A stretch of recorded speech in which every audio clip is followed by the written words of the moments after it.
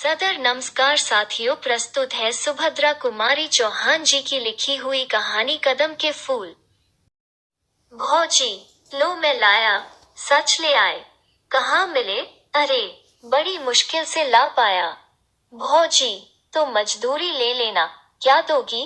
तुम जो मांगो, पर मेरी मांगी हुई चीज मुझे दे भी सकोगी? क्यों न दे सकूंगी? तुम मेरी वस्तु मेरे लिए ला सकते हो, तो क्या मैं तुम्हारी इच्छित वस्तु तुम्हें नहीं दे सकती? नहीं भौजी, न दे सकोगी। फिर क्यों नाहक कहती हो? अब तुम ही न लेना चाहो तो बात दूसरी है, पर मैंने तो कह दिया कि तुम जो मांगोगे मैं वही दूंगी। अच्छा, अभी जाने दो, समय आने पर मांग लूंगा, कहते हुए मोहन ने अपने घर की राह ली। दूर से आती हुई भामा की सास ने मोहन को कुछ दोने में लिए हुए घर के भीतर जाते हुए देखा था, किंतु वो ज्यों ही नजदीक पहुंची, मोहन दूसरे रास्ते से अपने घर की तरफ जा चुका था। वे मोहन से कुछ पूछ न सकी, पर उन्होंने यह अपनी आंखों से देखा था कि मोहन कुछ दोने में लाया है, किंतु क्या लाया है यह न जान सकी। घर आते ही उन्होंने बहू से पूछा, मोहन दोने में क्या लाया था? भामा मन ही मन मुस्कुराई, बोली मिठाई। बुढ़िया क्रोध से तिलमिला उठी, बोली इतना खाती है, दिन भर बकरी की तरह मुंह चला ही करता है, फिर भी पेट नहीं भरता। बाजार से भी मिठाई मंगा मंगा के खाती है। अभी मैं न देखती तो क्या तू कभी बतलाती? भामा मुस्कुराते हुए, तो बतलाती क्यों? कुछ बतलाने के लिए थोड़ी ही मंगवाई थी। क्यों, क्या मैं घर में कोई चीज ही नहीं हूँ? तेरे लिए तो मिठाई के लिए पैसे हैं। मैं 4 पैसे दान दक्षिणा के लिए मांगू तो सदा मुंह से नहीं निकलती है।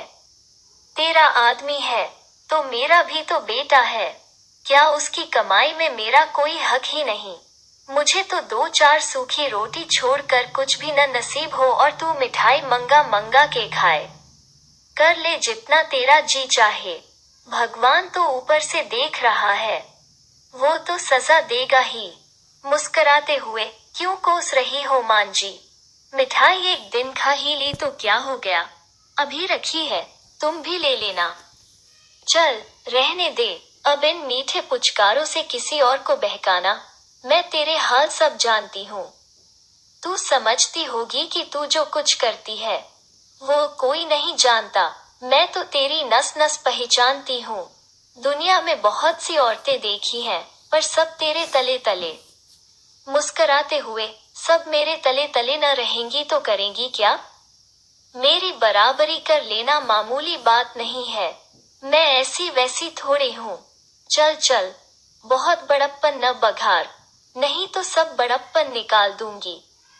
भामा अब कुछ चिढ़ गई थी, बोली बड़प्पन कैसे निकालोगी माँ जी? क्या मारूंगी? माँ जी को और भी क्रोध आ गया और बोली, मारूंगी भी तो मुझे कौन रोक लेगा? मैं गंगा को मार सकती हूँ, तो क्या तुझे मारने में कोई मेरा हाथ पकड़ लेगा? मारो, देखो कैसे मारती हो। मुझे वो बहू न समझ लेना जो सास की मार चुपचाप सह लेती है। तो क्या तू भी मुझे मारेगी? बाप रे बाप, इसने तो घड़ी भर में मेरा पानी उतार दिया। मुझे मारने कहती है, आने दे गंगा को। मैं कहती हूँ कि भाई तेरी स्त्री की मार सहकर अब मैं घर में न रह सकूंगी, मुझे अलग झोपड़ा डाल दे।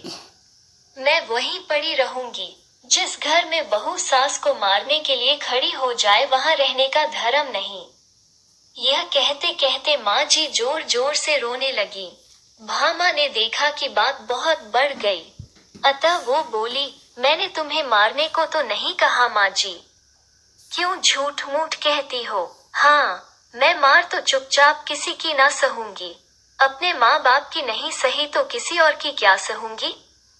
चुपचाप ना सहेगी तो मुझे भी मारेगी ना? वही बात तो हुई। यह मखमल में लपेट लपेट कर कहती है तो क्या मेरी समझ में नहीं आता? मान जी के जोर जोर से रोने के कारण आसपास की कई स्त्रियां इकट्ठी हो गईं। कई भामा की तरफ सहानुभूति रखने वाली थी, कई मांझी की तरफ। पर इस समय मांझी को फूट फूट कर रोते देखकर सबने भामा को ही भला बुरा कहा। सब मांझी को घेर कर बैठ गईं। भामा अपराधिनी की तरह घर के भीतर चली गई। भामा ने सुना सांची आसपास बैठी हुई स्त्रियों से कह रही थी, आप तो दोना भर भर मिठाई मंगा मंगा कर खाती है, और मैंने कभी अपने लिए पैस धेले की चीज के लिए भी कहा तो फौरन ही टका सा जवाब दे देती है। कहती है पैसा ही नहीं है, इसके नाम से पैसे आ जाते हैं, मेरे नाम से कंगाली छा जाती है। किसी भी चीज के लिए तरस तरस के मांग मांग के जीभ घिस जाती है। तब जी में आया तो ला दिया, नहीं तो कुत्ते की तरह भूंका करो। यह मेरा इस घर में हाल है। आज भी दोना भर मिठाई मंगवाई है, मैंने जरा ही पूछा तो मारने के लिए खड़ी हो गई। कहती है मेरे आदमी की कमाई है, खाती हूँ, किसी के बाप की खाती हूँ क्या? उसका आदमी है तो मेरा भी तो बेटा है, उसका 16 आने हक है तो मेरा 4 आने तो होगा ही। पड़ोस की एक दूसरी बुढ़िया बोली, राम राम, यही पढ़ी लिखी होशियार है। पढ़ी लिखी है तो क्या हुआ, अकल तो कौड़ी के बराबर नहीं है।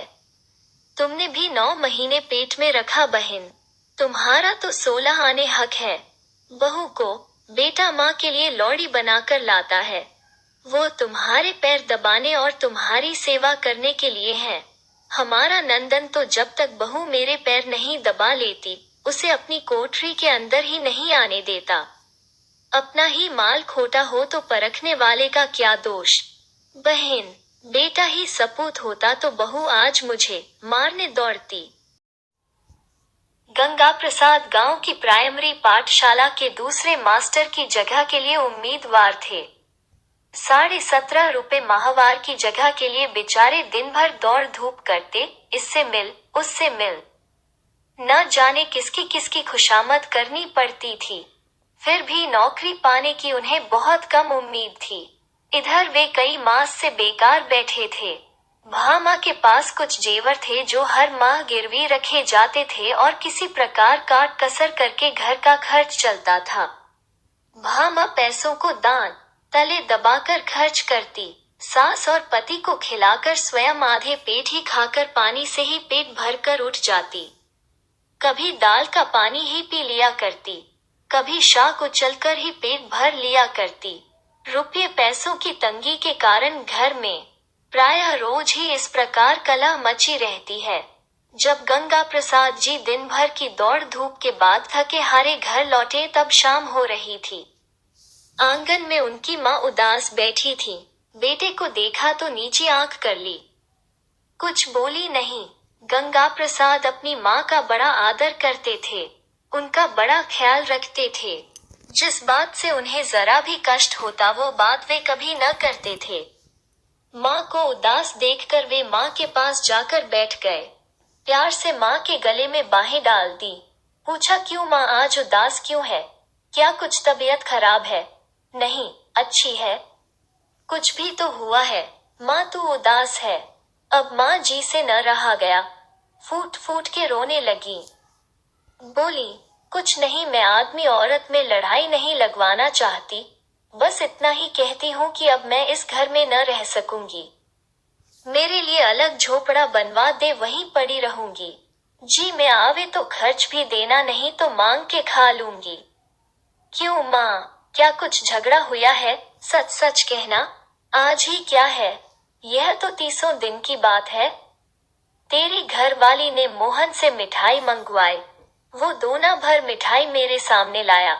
मैं जरा पूछने गई तो कहती है, हाँ मंगवाती हूँ, खाती हूँ, अपने आदमी की कमाई खाती हूँ, कुछ तुम्हारे बाप का तो नहीं खाती। जब मैंने कहा कि तेरा आदमी है तो मेरा भी तो बेटा है, उसकी कमाई में मेरा भी हक है, तो कहती है कि तुम्हारा हक जब था तब था, अब तो सब मेरा है। ज्यादा बोलोगी तो मार के घर से निकाल दूंगी।